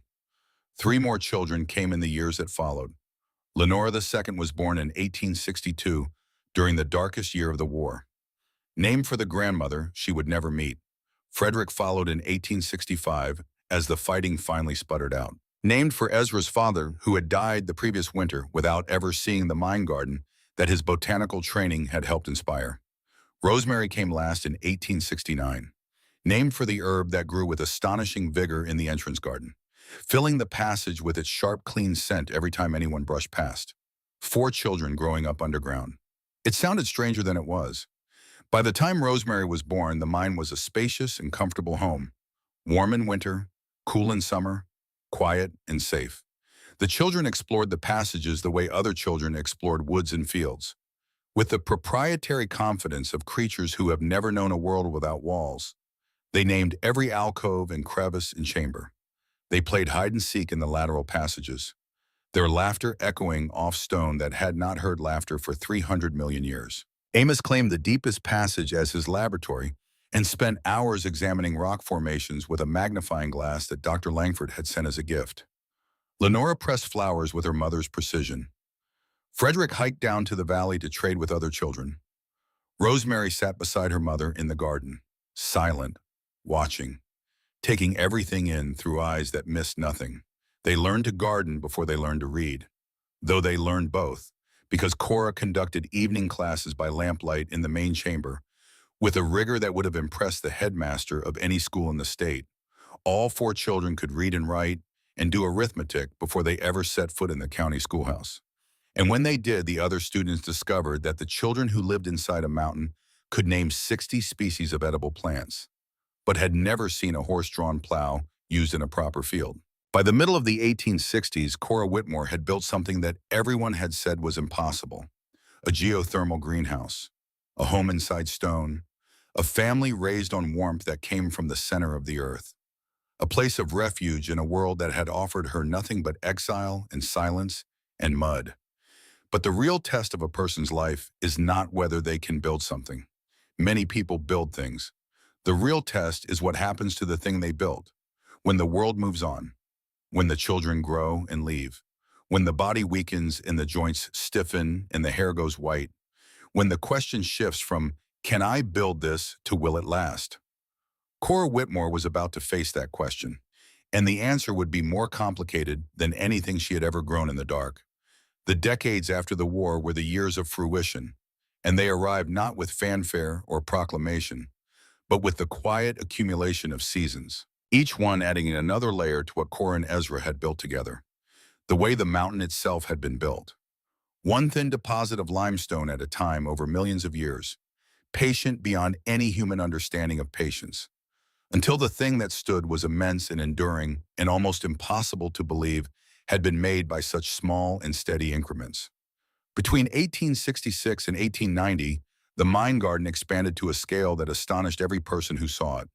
The growing area eventually encompassed over 4,000 square feet of cultivated underground space, spread across the main shaft and 6 lateral chambers that Cora had widened and reinforced over years of methodical work. 8 light wells brought sunlight to strategic points throughout the system, each one angled and lined with reflective stone to maximize the hours of useful light. The water channels, refined over 2 decades of patient adjustment, provided reliable irrigation to every growing bed. A ventilation system of Cora's own design used the mine's natural thermal draft, warm air rising from the depths and flowing outward through the entrance like breath, supplemented by strategically placed baffles and vents that she carved from limestone to direct the airflow where it was needed. The system kept air circulating through every passage, preventing the mold and moisture stagnation that would have destroyed the gardens if left unchecked. But the transformation was not merely agricultural, it was architectural, and it was beautiful. The main living areas were plastered with a lime and clay mixture that Cora had developed through months of experimentation, testing different ratios of 8 limestone and creek clay until she found a combination that set smooth and hard and reflected lamplight with a warm, cream-colored glow. That made the underground rooms feel less like chambers carved from stone, and more like the interior of a house built by someone who understood that beauty was not separate from function, but inseparable from it. Stone archways framed the transitions between rooms. Wooden doors hung on iron hinges that Ezra had learned to forge himself after studying a blacksmithing manual that Cora had ordered from a bookshop in Louisville, a process that involved ruining a great deal of iron before he produced anything usable. The floors in the living quarters were laid with flat limestone flags, fitted together with the precision of a woman who had been working with stone for 15 years and had developed an intuition for how it wanted to be arranged. The kitchen was Cora's domain, and her masterpiece, a stone hearth with a proper chimney vented through one of the abandoned light well shafts, allowed for real cooking, rather than the makeshift fire she had used in her early years alone. A cast-iron Dutch oven she had saved months to purchase sat in a place of honor, blackened by years of use and seasoned by 10,000 meals. In a deeper alcove where the temperature climbed to 72 degrees, she kept fermenting crocks, sauerkraut, pickled vegetables of every variety. Vinegar mothers floated in ceramic jars, converting apple cider from their own underground orchard into vinegar with a sharp, clean flavor that she used in everything from salad dressings to medicinal tonics. The smell of that kitchen, warm bread rising in the Dutch oven, fermenting vegetables releasing their sharp, funky perfume, dried rosemary and lavender hanging from the ceiling beams, the mineral undertone of damp stone, and the clean earth smell of the gardens just through the archway. It became the defining scent of the Whitmore home, so deeply embedded in the memories of the children who grew up there that decades later, thousands of miles away.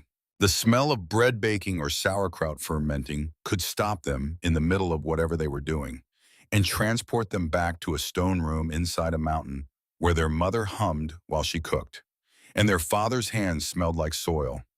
Cora grew over 60 varieties of plants. The underground orchard held 7 dwarf fruit trees grafted onto shade-tolerant rootstock by the method Ezra had learned from his father.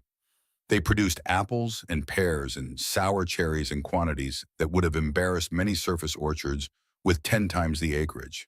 The mushroom cultivation had expanded to 6 different species, grown on inoculated logs stacked in the deepest chambers where the darkness was total and the humidity was absolute, and the temperature never varied by more than a degree from one year to the next.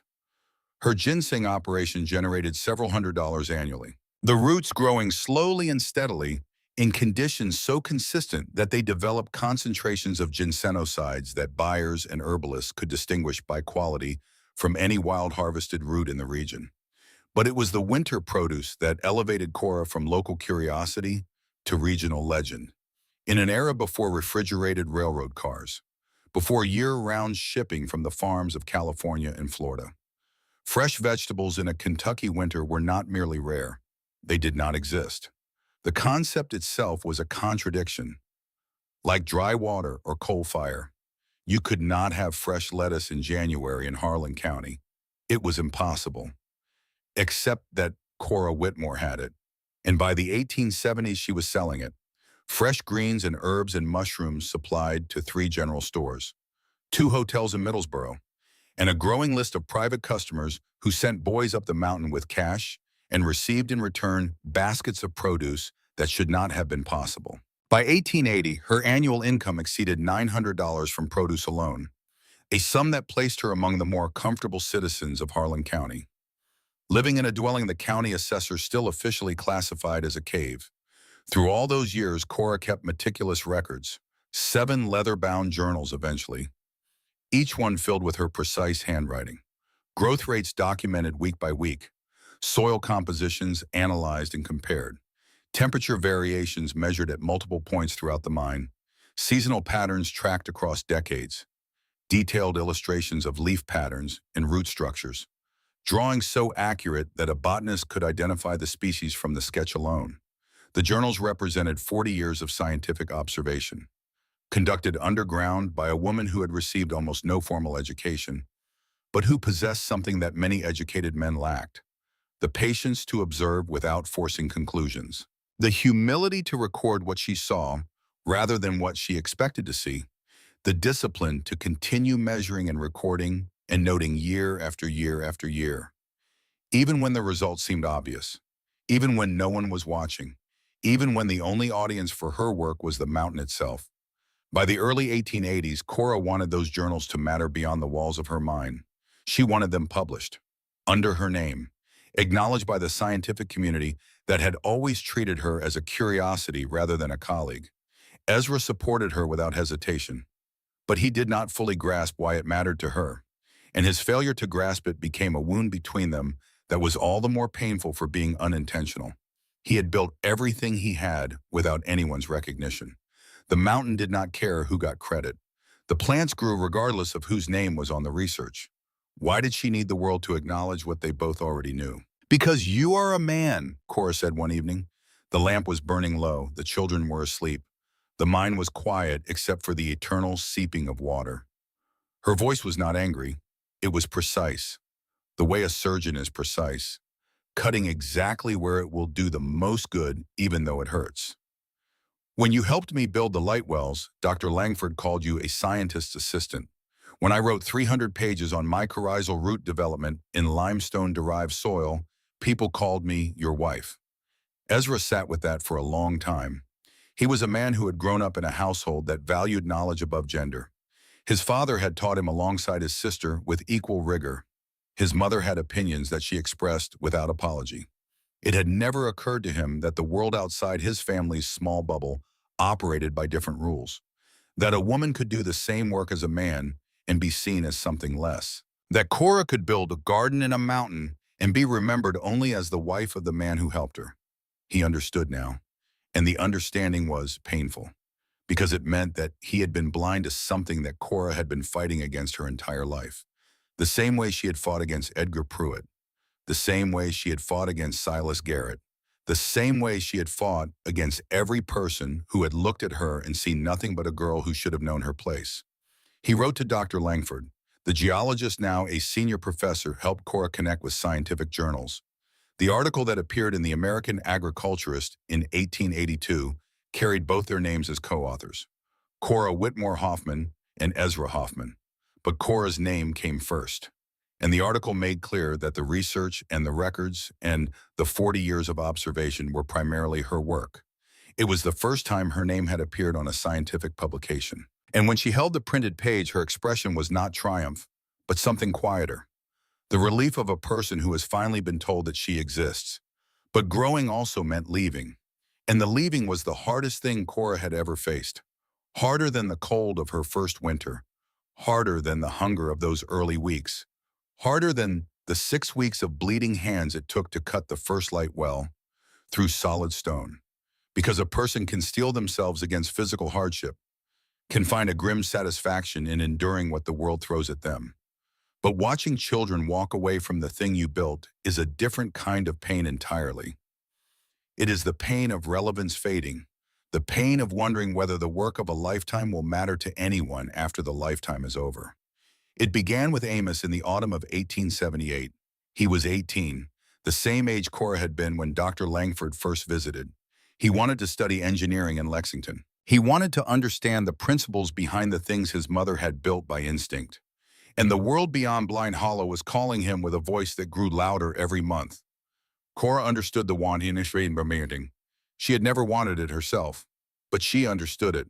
What she did not understand, what kept her awake at night in the warm stone room while Ezra slept beside her, was the fear that came with it. Not fear for Amos, though that was there too. Fear for herself. Fear that the mine and the garden and the light wells and the 30 years of labor she had poured into this mountain would become a curiosity, a family anecdote, a quaint story the grandchildren would tell. Grandmother lived in a cave and grew vegetables in the dark. Odd woman, but harmless. This fear was not vanity. Cora had never cared whether the world noticed what she did.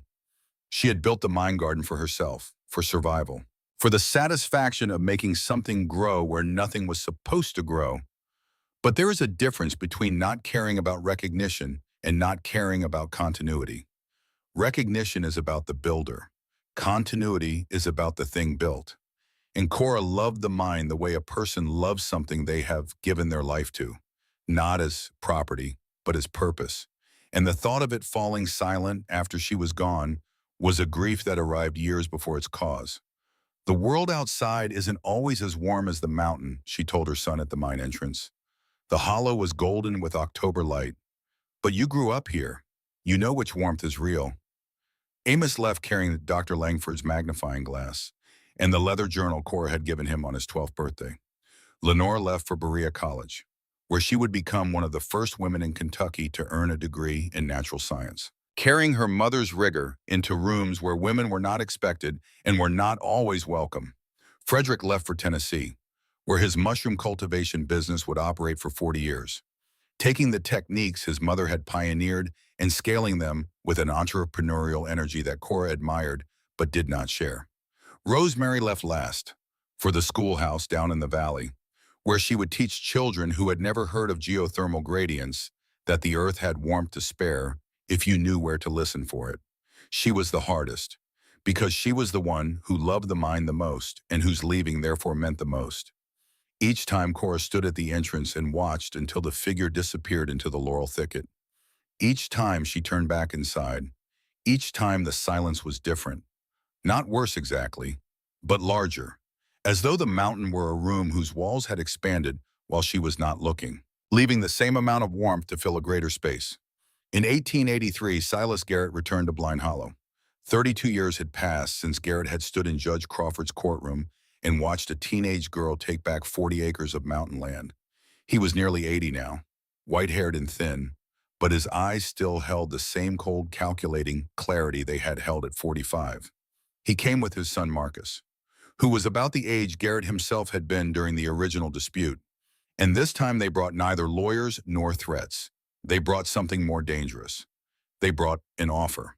The coal industry was booming across eastern Kentucky, but Garrett's company had no interest in the mine's thin coal seams. What they proposed was a mineral springs health resort, capitalizing on the fashion for therapeutic waters that had swept across wealthy America in the 1880s. Natural hot mineral springs were commanding premium prices at resorts in Virginia, West Virginia, and the Carolinas. Blind Hollow's warm, mineral-rich water, flowing from deep in the earth through therapeutic limestone, was a potential gold mine of a different kind. The offer was $5,000, more than 5 years of Cora's income, and it came with conditions designed to make refusal feel irrational. Cora could remain living in the mine until her death. Her children would be offered salaried positions managing the property. The garden would be preserved, even expanded with resources that Cora could never match working alone. A hotel would be built on the ridge above. Visitors would come. The mine would become famous. It was not a threat, it was a temptation. And Cora, who had resisted threats and hunger and cold and loneliness and the legal machinery of men with more power than she would ever have found, that temptation was harder than any of them. Because temptation does not ask you to fight. It asks you to agree. It asks you to say yes to something that makes perfect, rational sense, and only requires you to surrender one small, unreasonable, probably foolish thing that no one else would even miss. She was 50 years old. Her hands, which had once bled daily from cutting stone, now ached constantly. The joints swollen and stiff, the knuckles misshapen from decades of impact. Her back had developed a rigidity that reminded her with a discomfort that went beyond the physical of Edgar Pruitt's hitching walk. The children were scattered across 3 states. Ezra was beside her, but growing frailer each year. His lungs compromised by decades of the damp underground air he had never complained about. Maintaining the mine alone was becoming harder with each passing season. The light wells needed repair. The timber supports in the newer passages were aging. The water channels required constant attention. $5,000 would solve everything. The family would be secure. The mine would continue. The work would be preserved. She spent 3 days thinking about it. She walked every passage of the mine, slowly, touching the walls with her swollen hands, feeling the warmth that had sustained her since she was 16. She stood beneath each light well and watched the sunlight descend through shafts she had cut through solid stone with a hammer and chisel, and 6 weeks of bleeding determination. She sat beside the stone basin where she had drunk her first clean water as a starving girl, and she held Isaiah Boggs's clay jug, cracked and worn, but still whole after 34 years on the same shelf. And she tried to imagine what the old potter would have told her. She thought about her mother, about the things Lenora had planted in her that grew in the dark, about the difference between a gift and a transaction, about the fact that some things, the most important things, exist only as long as they remain freely given. "Whatever you decide, I follow," Ezra said on the 3rd evening. They were sitting at the cherry-wood table, the lamp burning between them, the mine breathing its ancient breath around them. But decide for the right reason, not pride. On the 4th morning, Cora met Garrett and his son at the mine entrance. The November air was cold, and the breath of the mountain rose warm behind her. She had not slept much. Her hands ached, her back ached. She was 50 years old and tired in ways that went deeper than muscle and bone. She told them no, not because of pride, not because of stubbornness, though there was that too. Always the same stubborn refusal that had pulled her to her feet on the 3rd day without food. The same stubborn refusal that had kept her swinging the hammer when her shoulders screamed and her hands bled. She said no because she understood something that Garrett, for all his business intelligence and all his decades of calculating the value of things, had never understood and never would. The mine was not property, it was a relationship between a woman and a mountain, between soil and water and light and the patience to wait for things to grow. Relationships cannot be sold because they do not exist outside the people who are in them. You can sell the land and the stone and the water and even the warmth, but you cannot sell the thing that makes all of those into a garden. That thing is attention. That thing is love. And love, whatever else it is not a commodity. Turn the mine into a resort and the water would still flow and the temperature would still hold at 68 degrees and the limestone walls would still glow amber in the lamplight. But it would not be the same place. A garden tended for profit and a garden tended for love produce the same tomatoes. But they are not the same garden. The difference is invisible and unmeasurable and absolutely real. And the person who cannot feel it has lost something they will never recover.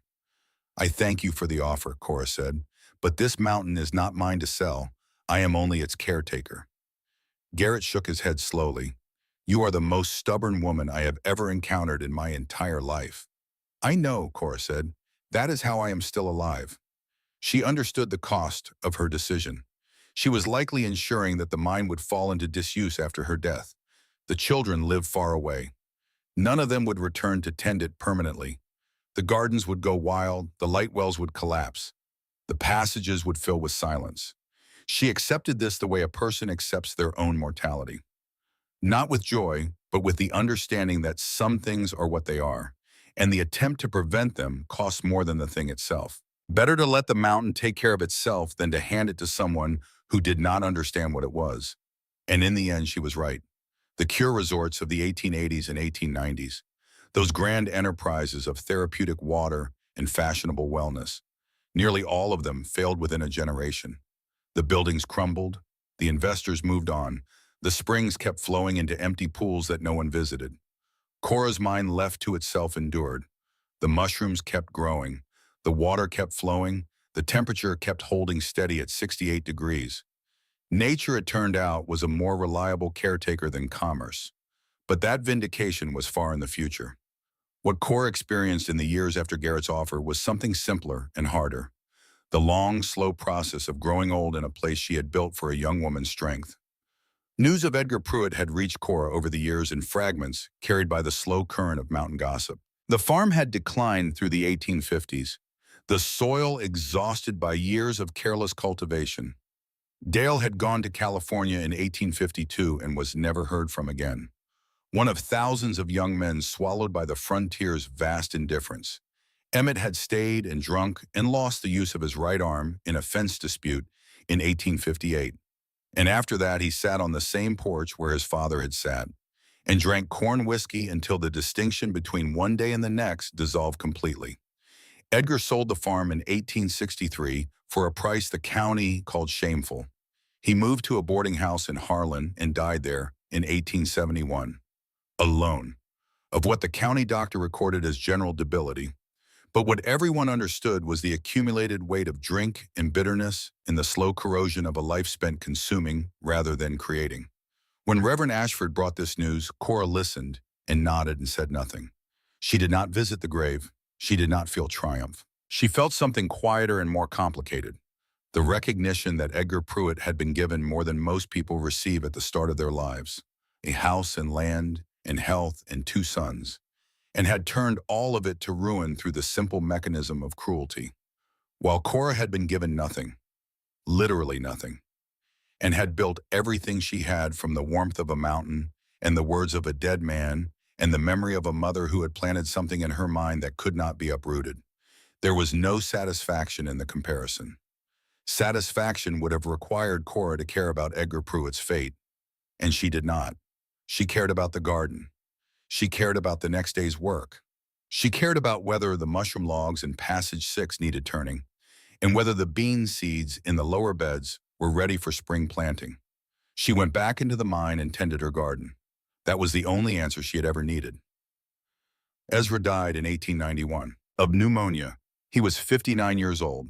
He died in the main chamber, in the walnut bed that he had helped Cora build with his own hands 20 years earlier. The mine breathed its warm breath around him, and the water seeped softly down the limestone walls in the sound that had been the backdrop of their shared life for 34 years. His botanical journals sat on the shelf beside the bed, 3 volumes of observations and experiments and careful measurements. Less extensive than Cora's 7 volumes, but no less precise. The record of a mind that had found its perfect complement in hers. His last words to Cora were about the grafted cherry tree in the 3rd light well garden. The Montmorency is ready for harvest, he whispered. Don't let the fruit drop. Cora harvested the cherries the next morning. She worked slowly because her hands were stiff and her eyes were blurred and the tears kept falling, dropping from her face into the warm soil of the garden they had built together, watering the earth with the only offering she had left.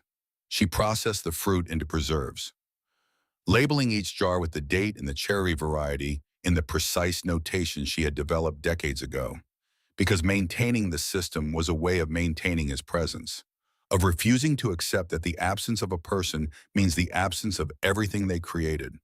When the last jar was sealed, she sat at the cherry wood dining table, the table she had insisted on, the table Ezra had spent 3 days sanding and oiling before she was allowed to set a plate on it, and she pressed her palms flat against the wood and felt the grain beneath her fingers, and tried to remember the last time his hands had touched the same surface, and could not. And the inability to remember a specific moment made the loss not smaller but larger, because it meant that his presence at this table had been so constant and so natural that it had not registered as individual events, but as a condition of existence, like warmth, like breath, like the steady seeping of water through stone. She lived 7 more years. Every morning she walked the growing beds, checking moisture, inspecting plants, making notes in her journal with a hand that grew shakier each season but never stopped. Every evening she sat in the main chamber with a lamp and a book, the mountain warm and starity around her, and she would sometimes speak aloud to Ezra, as though he were still sitting in the chair across the table, reading one of his German botanical texts, looking up to tell her something about nitrogen fixation, or the fruiting cycle of shiitake mushrooms, or the particular shade of green that the lettuce had turned this week. Isaiah Boggs's clay jug still sat on the stone shelf, still filled with water, still cracked, still whole. 45 years since a traveling potter had given it to a starving girl on a muddy road and told her that sometimes the thing you are looking for is looking for you too. The copy of Walden, its leather binding worn smooth as riverstone, its margins crowded with decades of penciled notes in 2 different handwritings, sat beside the jug. 2 objects, 2 gifts from strangers, the entire material inheritance of a girl who had been thrown away, and from which she had built a world. Visitors still came. A professor from the University of Kentucky toured the mine in 1894 and wrote to a colleague that it was the most remarkable example of vernacular geothermal engineering in the eastern United States.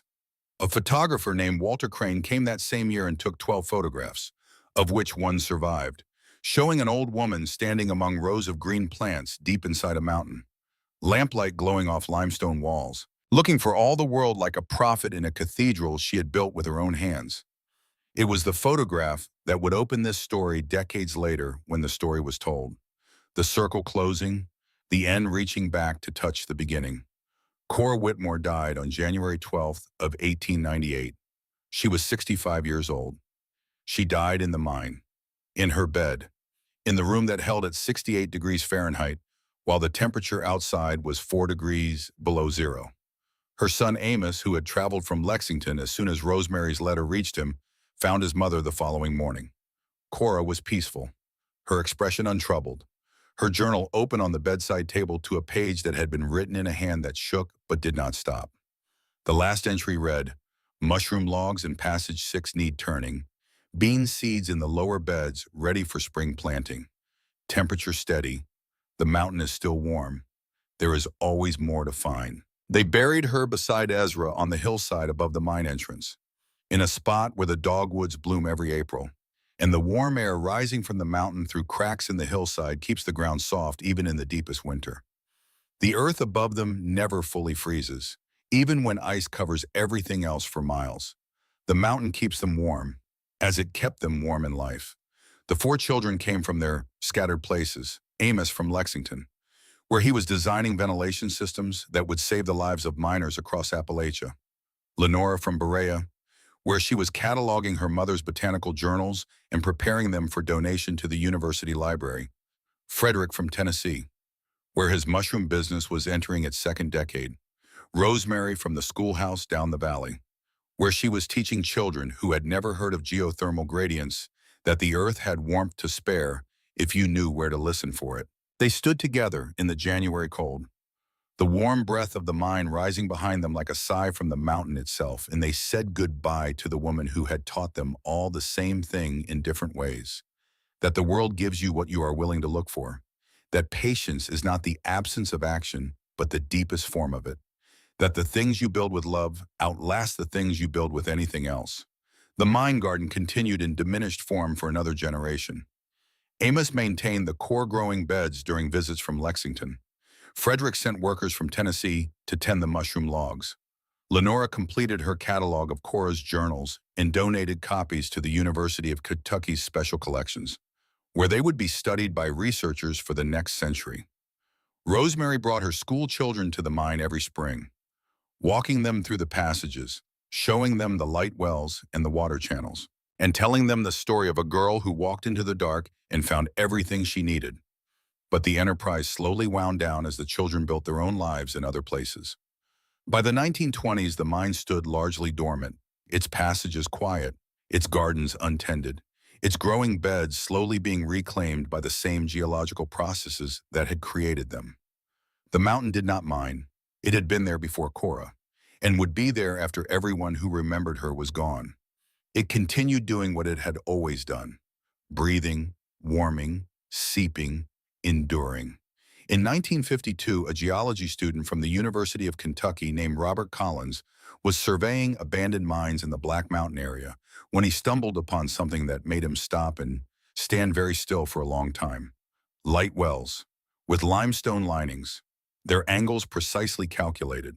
Stone-growing beds with soil that was still dark and rich despite decades without cultivation. Water channels carved with obvious intentionality, following the natural grade of the passages with an engineering sophistication that belied their hand-cut origins. And in the deepest passage, on logs that had been inoculated with mushroom spores by a woman who died more than 50 years before, mushrooms were still growing, fat and healthy and pale in the absolute darkness, sustained by the mine's unchanging warmth and moisture, continuing the work of a woman who had not been there to tend them for half a century. Nature had continued Cora Whitmore's work long after human hands had stopped. The mountain had kept its promise. The site was documented, studied, photographed, and in 1978, it was listed on the National Register of Historic Places as the Whitmore Geothermal Agricultural Site. Modern analysis confirmed what Dr. Thaddeus Langford had hypothesized more than a century earlier. The mine sits atop a natural geothermal anomaly where deep earth heat is channeled upward through a network of fractured limestone, creating a stable underground microclimate ideally suited to year-round agriculture. The soil in Cora's growing beds, even after decades without human attention, tested remarkably fertile, enriched by half a century of continuous mineral deposition from the limestone seepage. The light wells, though partially collapsed, were recognized by structural engineers as a sophisticated solution to the fundamental problem of subterranean farming. A 2003 journal article called them a pre-industrial precursor to modern fiber optic daylighting systems, noting that Cora's angled reflective line shafts operated on the same optical principles that contemporary architects use to bring natural light into underground structures. Her botanical journals, preserved by Lenora and stored in the University of Kentucky's archives, proved to be among the most valuable documents in the collection. Her meticulous records of growth rates, soil compositions, temperature variations, and species interactions across 40 years of continuous underground farming constituted one of the most detailed long-term agricultural datasets from 19th century Appalachia. Researchers studying the effects of stable temperature environments on plant growth continued to cite her observations into the 21st century. The scientific community that had overlooked her in life recognized her in death, the way the world so often does. Too late for the person, but not too late for the work. Today, the concept that Cora Whitmore stumbled upon at 16, the use of the Earth's own geothermal energy to create year-round growing environments underground, is studied under the name geothermal greenhouse agriculture. It is practiced in Iceland, where greenhouses heated by volcanic springs produce tomatoes in the Arctic darkness. It is practiced in Japan, where underground farms use stable temperatures to grow high-value crops in spaces where conventional agriculture is impossible. It is practiced in parts of the American West, where geothermal energy heats greenhouse complexes that produce food year-round, regardless of surface conditions. Engineers build sophisticated systems to accomplish what Cora accomplished with a knife and a hammer and an iron chisel and the patience to listen to a mountain. Computer models optimize what she optimized by intuition. Climate control systems regulate what the mountain regulated by nature. But none of those systems, for all their precision and efficiency, have quite the character of Blind Hollow. None of them were built by a girl with nothing. None of them were born from the marriage of desperation and curiosity. From the simple observation that the earth was warm and the willingness to ask what that warmth could become, visitors to the site today can experience for themselves what Cora experienced on her first night in 1849. The mine is maintained by a trust established by her great-grandchildren and is open to the public by appointment. You walk in through the entrance that Cora widened with hand tools over the summer of her first year, passing through the doorway where she married Ezra in April of 1857, with dogwood blossoms falling around them. The air changes within 30 steps. The warmth presses against your face, soft and steady, exactly as it pressed against the face of a starving girl more than 170 years ago. The walls radiate their gentle heat.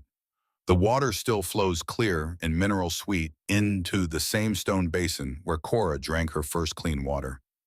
Isaiah Boggs's clay jug sits on a shelf behind protective glass now, cracked and worn, but still intact, the most ordinary object in the world, and the most extraordinary, because it represents the first act of kindness that Cora received on her journey from exile to home, and because it lasted, and because lasting is the most difficult and the most important thing that any object or any person or any act of kindness can do.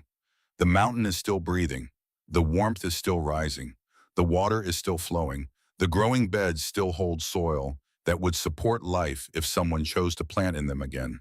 Cora Whitmore never sought revenge against those who cast her out. She never built a monument to her own success.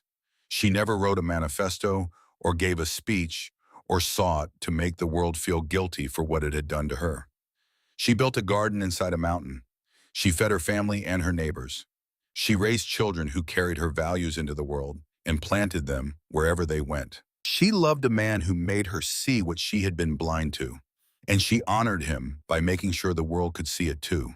She turned down $5,000 because she understood the difference between a price and a value, and she died in a room that the earth itself kept warm, with a cracked clay jug on the shelf and a worn-out book beside it, the two objects that had entered the mountain with her when she was 16 and had nothing and no one, and that remained with her to the end, patient and present, like the mountain itself.